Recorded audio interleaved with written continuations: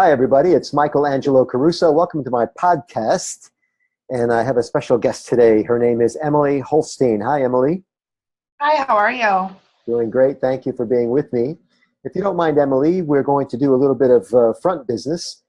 Ladies and gentlemen, if you're a fan of this podcast, this Talk to Me podcast, you know that we have interesting people on to talk about, everything from what they do for a living to fascinating hobbies. Sometimes they're just on to talk about an interesting life experience that they've had. And Emily Holstine has had a series of interesting life experiences because of her line of work. And I initially met Emily when she came to do a CPR class at a group I belong to. And I was just knocked out, not only at how smooth she was with the instruction, but I was just enchanted at what she does for a living. And now your title might have changed a bit then, since Emily, I know you as a paramedic, but technically you're a CQI and education coordinator for Alliance Mobile Health in Troy, Michigan, correct? Yes, that is correct. I am still a paramedic. That'll never stop. Okay, good for you.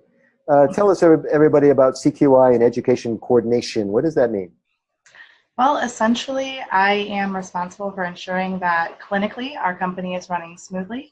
Okay. I keep an eye on all of our road staff, make sure they're following protocols, following procedures, operating appropriately, and I provide training both in-house to my staff and out in the community and to our contracting municipalities. So there's a lot of teaching, a lot of education, a lot of community outreach. You know, I'm a consultant by trade, and we also use that term in-house consultant, and the other opposite would be outhouse consultant. But I noticed you avoided it when you said in-house, and then, of course, we have people who are out there. Outside. That's fine. That's good. I like the way you do it better than the way I do it. So fantastic. And I know you're really good at this because of the way you delivered CPR class to us. But the reason I wanted you on the podcast was to talk about the life of a paramedic. There have been TV shows created about this lifestyle. And although some of those shows may be realistic, there's nothing like talking to somebody who actually does it. How much like television is it, Emily, being out on the road and doing calls? It depends on what show you're watching. Sometimes there are things that are very accurate. There are some things that are very dramatic and exciting. There are beautiful, amazing moments that we get to be a part of, and there's absolute horrible things that we see. And one thing they always do portray very accurately is the relationships that you build working in this field with the fellow responders and the people that you experience those situations with. They're very, very great about that.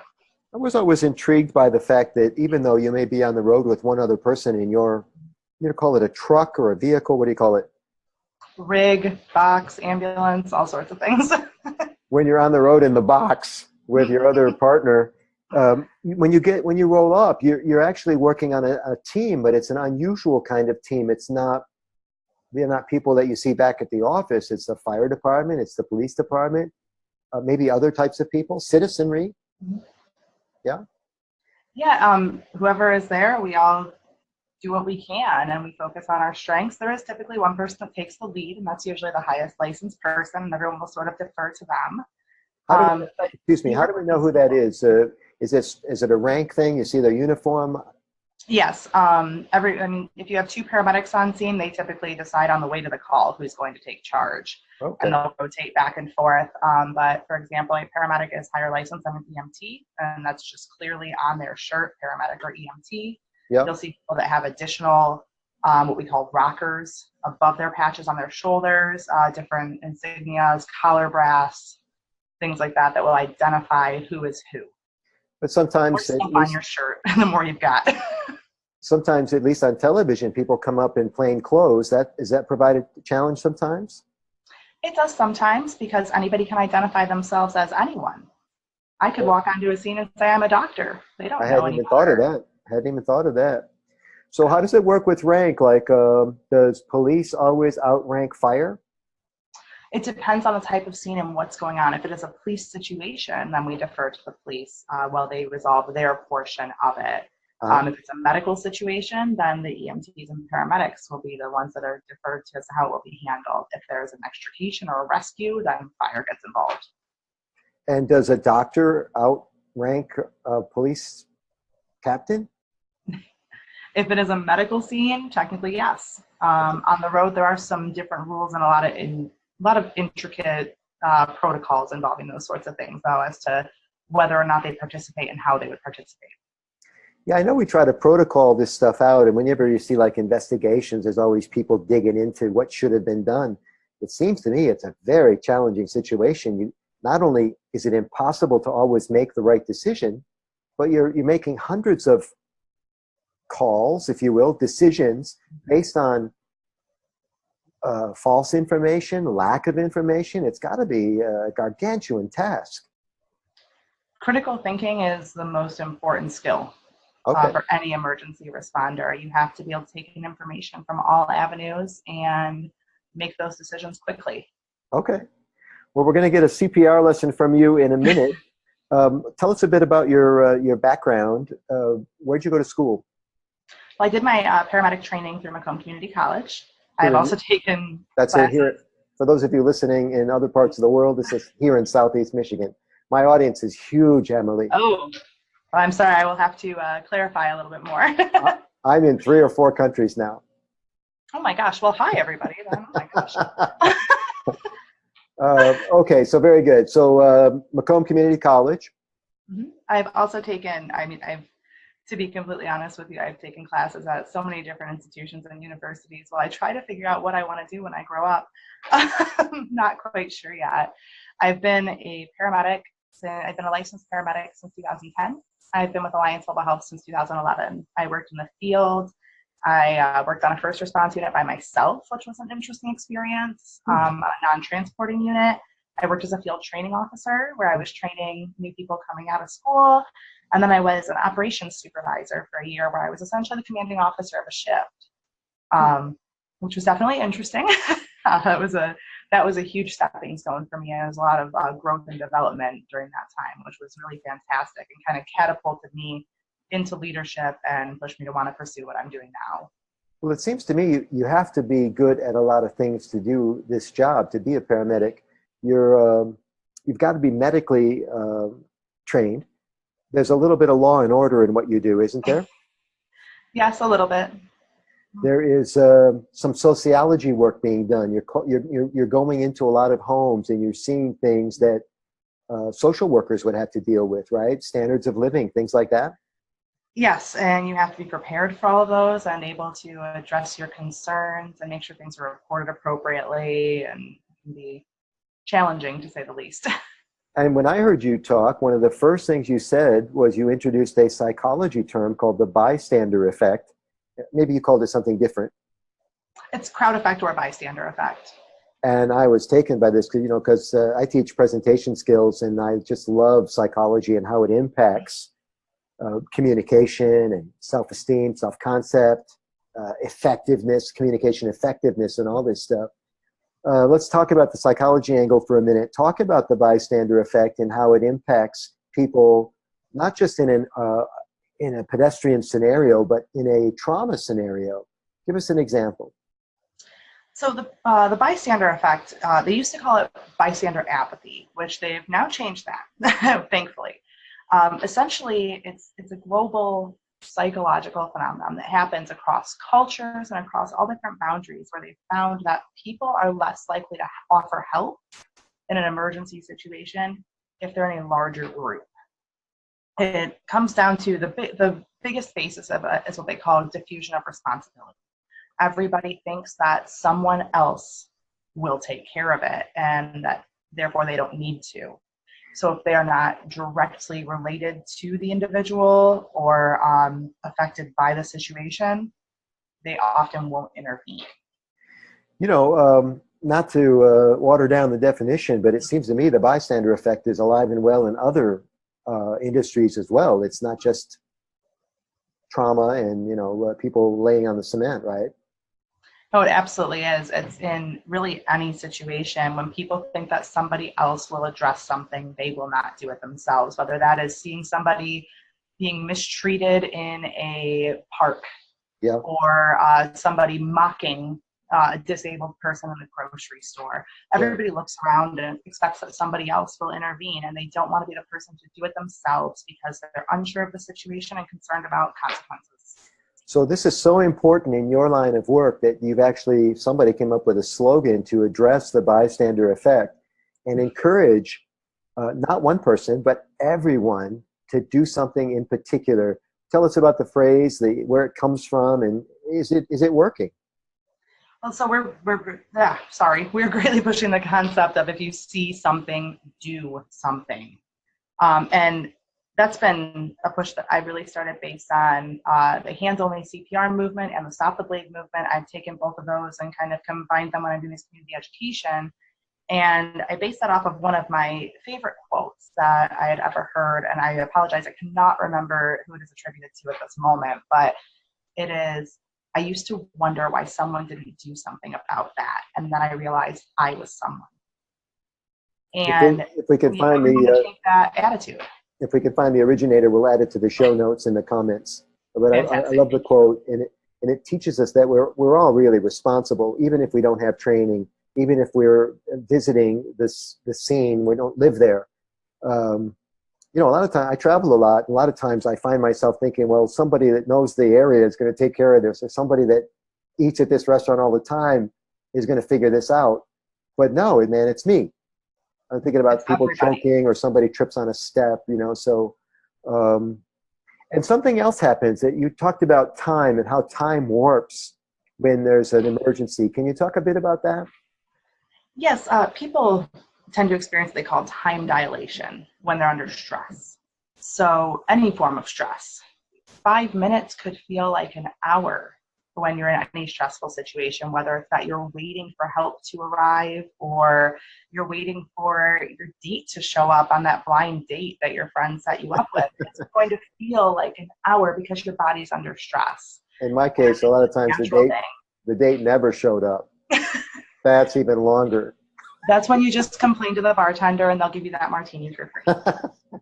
So this time dilation impacts not only the person who's injured, but the person who's called in for help, the paramedic. You hear this all the time on the recordings that, or they interview somebody later and they say it seemed like the ambulance took forever, but rest assured the ambulance got there in pretty good time most of the time, yeah? Oh yes, our average response times for an emergency are under 5 minutes. To speak for my company as one example, the national standard that all companies and fire departments are expected to meet is 8 minutes or less for an emergency to arrive on scene, for the transporting vehicle to arrive, and that is met over 90% of the time. Yeah, and well done. It doesn't feel like it when you're there though. I can tell you, even as the first responder, when I was by myself waiting for that transporting crew to arrive, it felt like longer than 3 minutes.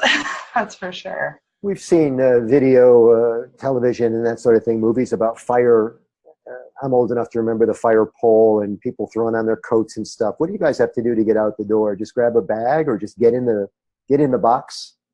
But my particular company, everybody is already ready to go. We do what's called status system management. So you are in the ambulance, posted strategically throughout the area to provide the most coverage based on the number of vehicles that are available. So it's a matter of put it in drive and start moving. Okay, cool. So let's get a CPR lesson. And by the way, everybody, we're on our way to hearing some very compelling stories from the road. This is going to really grab your heartstrings in ways that other interviews do not. You mentioned something about a hands-only CPR, and we've moved away from mouth-to-mouth resuscitation, which just blew my mind because we spent so much time and energy educating people on this thing. I remember I took the class myself 3 or 4 times, and now it's not even a thing anymore, right? That is correct. For the layperson or any public individual, they are now doing what they call hands-only CPR, and that is focusing on the compressions and doing continuous, high-quality compressions. Oh, sorry, go ahead. I'm sorry. When I first heard this, I thought, well, this is because of AIDS and body fluids and stuff. But then I found out that really wasn't the reason. There was a lot of data that showed that the hands-only compression was actually more effective, yeah? It is, yes, because we are not interrupting compressions at that point. There is a lot of continuous compression required to get pressure high enough to actually perfuse the brain. And when we stop those compressions, we lose that pressure. Also, which is weird because we were teaching this a long time before mouth to mouth. Yep, and they found that people also weren't intervening due to mouth to mouth. So if it's not really getting us anything extra, why discourage people from performing CPR and intervening? Let's make it easier. Let's keep it simple and make things happen. So let's keep it simple. This is a podcast. A lot of people are listening and they're not benefiting from our good looks today. So we're going to talk about this hands-only compression in a way that even if you're listening, you'll understand and appreciate the tenets of it, if not the actual visual. You taught me that day that I saw your class that if you're not breaking some ribs when you do this, you're probably not doing it right. And that is just like echoed in my head because I always think, well, I'm trying to help the person. I never want to hurt them. But it turns out to do compression right, you actually have to press hard enough to. Ribs are fairly fragile. That's the thing that most people don't know. That is correct. When you are doing CPR, you're not actually breaking the ribs, you're cracking cartilage. Okay, good. Thank you for fixing it. It can heal. Okay. And if they aren't alive, they can't heal. So I would take some cracked cartilage or broken ribs over potentially not making it to see another day. Great. So let's walk through it chronologically. We won't spend a lot of time, but just to kind of walk us through this. If somebody's laying prone on the ground or the pavement or the floor of their living room, what's the first thing you do if you're on your way to hands only? The first thing that we're going to do is see if they're responsive.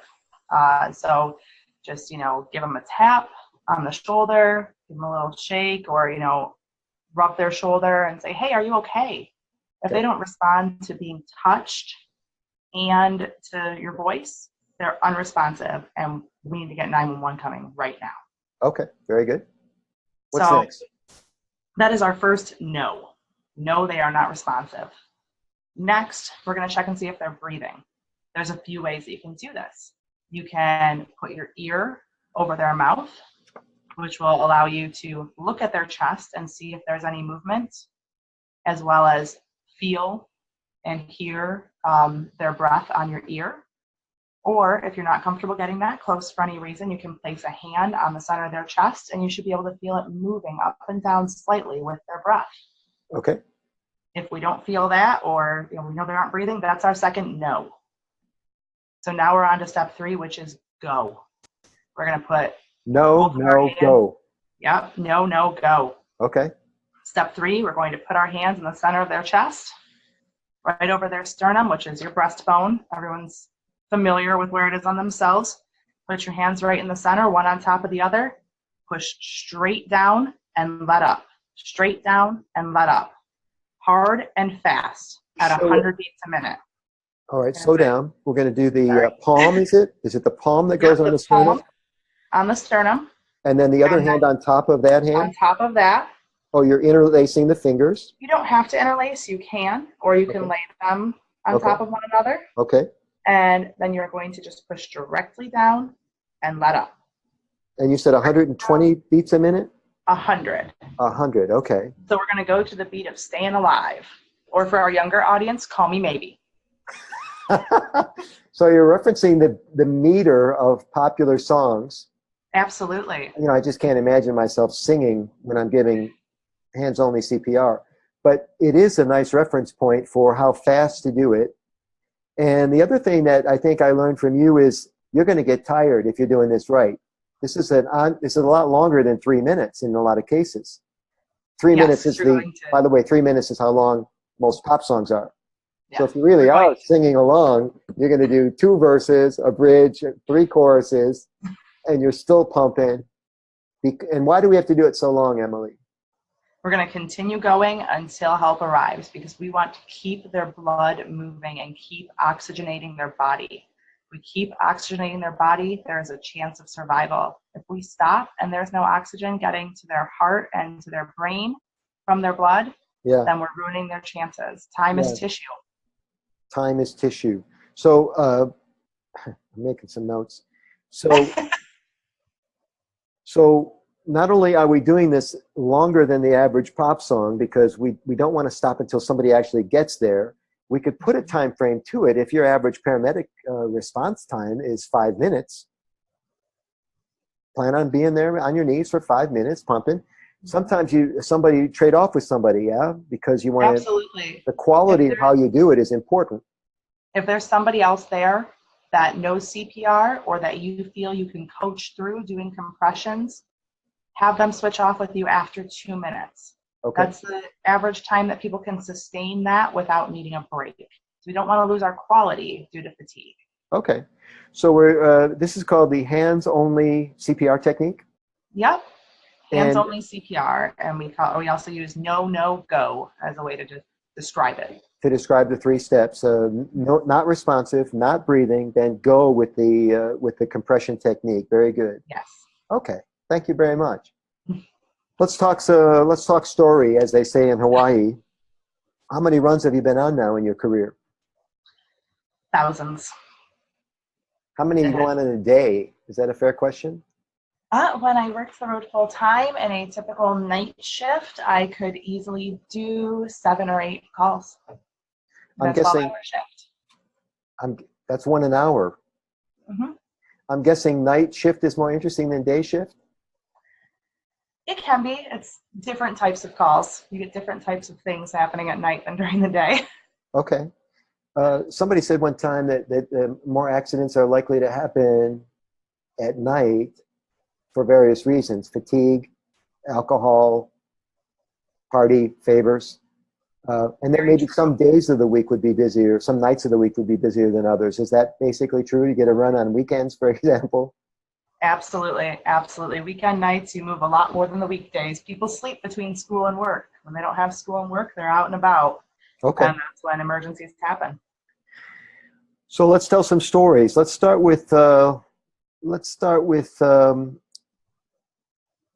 Good Samaritan call, something that surprised you and really maybe bolstered your how you feel about your fellow people. I did not get to personally experience this. I got to meet the people involved afterward, speak with them at least, and I'm hoping to get to set up some time for them to meet with our paramedics soon. There was a church that a gentleman went into cardiac arrest suddenly while he was at an event that this church was hosting. And their staff is trained in CPR, and they have an AED on site. And they immediately sent someone to get that AED, started compressions. When our first paramedic walked up to that patient, he was breathing. Wow. And by the time the second paramedic got up to that guy, they said, "Hey, how are you feeling?" And he said, "Not good." So they saved his life before we even got there. Wow. Not good meaning better than not talking at all. Oh yeah, he said not good. Very good. Than not being able to answer at all, that's for sure. How about a story, the mirror version of that story, something that, and I know you've been on a few of these, disheartening call, one that maybe caused you to lose your faith in humankind a little bit. Maybe I'm not phrasing it right. Something that you see people at their worst, or you see something that just breaks your heart. Well, unfortunately, we see a lot of that. Anything involving children is terrible. Anything involving abuse or neglect or exploitation of anyone that's vulnerable, elderly.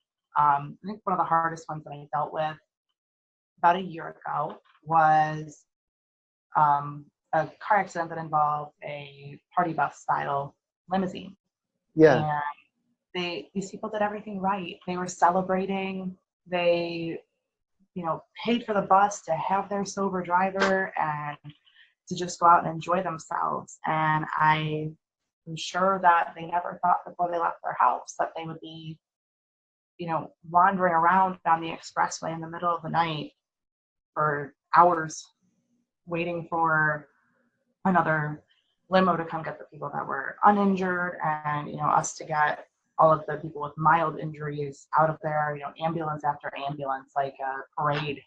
Wow. To take people to the hospital. Another one, we're going to put 3 in this ambulance. We're going to put 4 in this one, getting people out of there to get them the care that they needed. So that's a fascinating story for a lot of reasons. Of course, we hate to see accidents that involve multiple cars and lots of injured and perhaps multiple fatalities. But you mentioned that in a party bus, maybe everybody's been drinking. Yeah, and they absolutely were. And safely. yes, and as legal adults. Yes. They followed all the rules. They did it right. But there's a, one of my favorite sayings is stuff that isn't supposed to happen happens every day. And so here they are, completely intoxicated, safely, but something happened with the car. We don't know what caused the accident. And now they're all wandering around the freeway at night, drunk, and cars coming up at high speeds, not realizing there's an accident. This is an extremely dangerous situation. I mean, there's something to be said for staying in control of your faculties. And I'm not making passing judgment on people who drink. I drink myself, but it's interesting how things happen sometimes, right? It was very interesting. Thankfully, the police department shut down the expressway very quickly. We were, honestly, I felt like I was corralling people because, as I said, they're intoxicated, they're scared, they're far from home. They were over an hour from home, so they weren't quite familiar with what was going on. And when I'm telling them, okay, we're going to be sending these people to this hospital, they don't know that hospital. Yeah.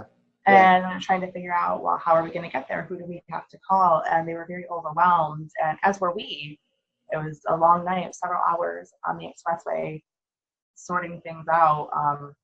Because I was actually the operations supervisor, so I fell into being medical command, which first experience with that. And if there's such a thing as baptism by fire, I experienced it that night.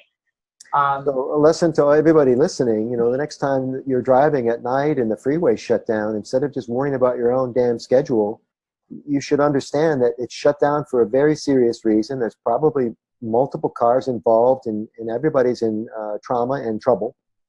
And we're just trying to clean up after a very bad situation. And this is the lady that does it. We don't close things down and inconvenience everybody if we can possibly avoid it. But when we have to, we just have to, and that's just what it is. I was quite taken by, I know a little bit about what you do from knowing you, taken by these visits that are less dramatic, but no less traumatic, where you visit residences and places where people live, and you're walking into their standard of living, whatever it is, and you see some remarkable things, remarkable in that in some cases you're actually obligated to report what you see, even though it had nothing to do with the call. Can you talk about this? Yeah, when we do experience a lot of situations where we'll find hoarders, whether that's of property, of animals. Animal hoarders. Yes. There's a lot of people that, they have a pet and they absolutely love it, and they find, let's say they have a cat, and then another one wanders into the yard and they love their cats. They want to take that one in too. And now they're breeding because they weren't fixed. Now, important distinction, they don't think of themselves as animal hoarders. They think they love cats. Yes, and they want to save them all. So, and so is this a situation where the pet owner is sometimes taking better care of the pets than they're taking care of themselves? Because you're actually there to call on a human being that's in bad shape. Yes, absolutely. There are people that will, choose not to get their own medications so that they can purchase food for 18, 19 cats, or, there might be 10 puppies they couldn't find homes for, so they just continue to keep them. And it becomes very overwhelming very fast, and before they know it, they've gone into a spiral. You mentioned earlier that you sometimes have to report what you see, or actually I mentioned that. You mentioned that you hate it when bad stuff's happening to kids. I think there's a law now that if you see a child is being abused, you're obligated to report it. And here you are walking in to treat somebody who's been choking or slipped or whatever, and then you witness the abuse. You have to drop a dime on these people, yeah?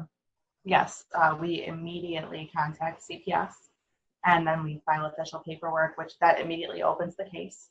And then the official paperwork is filed within 72 hours. And at that point, the case is already open and has already been assigned Yeah. to a worker. Yeah. And they begin investigating immediately.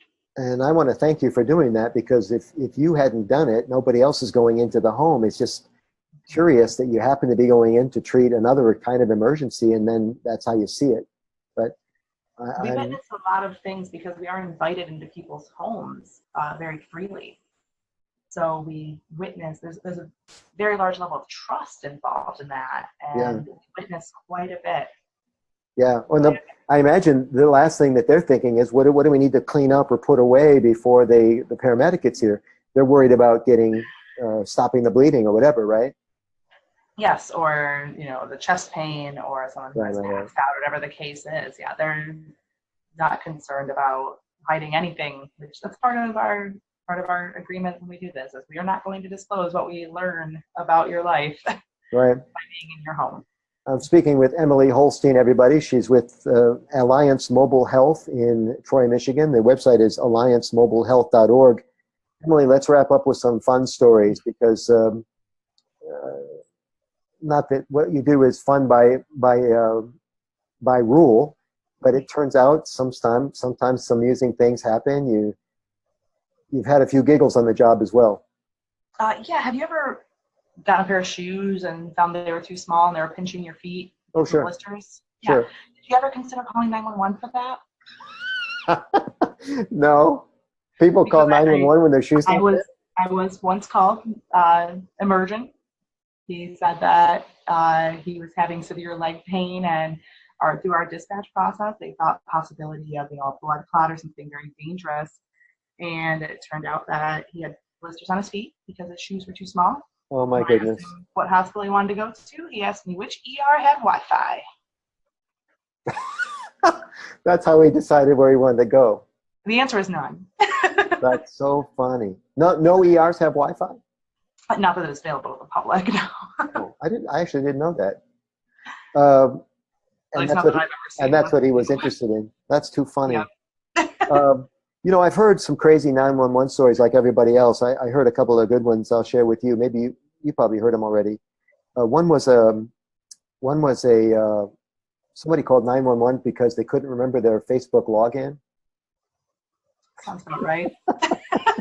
But my favorite was a guy called 911 because his girlfriend wouldn't have sex with him. And the punchline is the 911 operator wouldn't either. Oh my God. But people don't understand 911 is a very serious thing, and we dial it flippantly. And to be fair, there are some people that maybe aren't mentally all there. But 911 is it illegal to call 911 if you don't have an emergency? Is there a penalty for that? It takes quite a bit to get to that point of the penalty, because they never want to discourage people. But when you go out, somebody's paying for that run. The taxpayers, maybe. Well, there are tax bases that maintain the services, but like I said, no one ever wants to discourage anybody from calling 911. So if somebody, for example, you are driving down the street and you see somebody laying on the ground and think they might be having an emergency, but you're unable to stop for whatever reason, but you call 911. We may jokingly refer to you as a cell phone hero, but at the same time, we never want to discourage that or, say that you were wrong or penalize you, because then you're not going to call next time. How does that work? I'm on a speaking tour. Yeah, sorry. I'm on a speaking tour and I call, I see something happen. I'm driving by. I can't stop or tried to stop, but can't make the turn. I call 911. Will my iPhone figure out how to call the local 911? Typically speaking, yes. If you dial any, cause our iPhones are, my gosh, I think this might be smarter than I am some days. If you dial the emergency number for one country, it will typically dial emergency services for whatever country you're in. Okay. There was actually a thing about that on Facebook recently where people were sharing, tell Siri to call, I think it was 112. And see what she does. So that's the emergency services number for a different country. Oh, And so it was dialing emergency services on their phone. And that's an interesting thing too. I wish I was more informed for the viewers. Maybe I'll try it after the call and we'll put it in the show notes. But if I just said, hey Siri, call 911. Calling emergency services. Quick, hang up. if it connected, they might call you back. Oh, I didn't mean to do that. But at least we learned something for the people watching. So there you go. If you actually say, hey Siri, call 911. Yeah. Damn it. Calling emergency. Your Siri looks a lot better than mine. I'm getting in trouble on my own podcast. So if they call me back, I'll have to take the call. Yeah. But here's the thing now. Can every accident be prevented? Yes and no. In general, yes. If every single circumstance were right on all ends and with every individual, yes. But the way to look at it in your own personal life is if the accident was predictable, then it was preventable. So if based on your circumstances, what was going on within your realm of reasonable knowledge, you were able to predict that that was going to happen, then you could have done something to stop it. However, other people's behavior is out of our control. So we always have to be prepared for that worst case scenario that we had no control over. And that brings us back to the very first thing we talked about. It is stuff that happens. You don't expect it. Is do not be a victim of the bystander effect. And if you see something, do something. Just like Emily says, everybody. Absolutely. Emily, you're a gift to our community. I love talking with you. I learn something every time I'm with you, and I really, really appreciate your service. Will you thank everybody that does good work at Alliance Mobile Health? And everybody, if you'd like to check on their website, it's alliancemobilehealth.org. I'll have links and show notes down below in the comment section. Emily, you're a hero. Thanks for all you do. Thank you, Michael.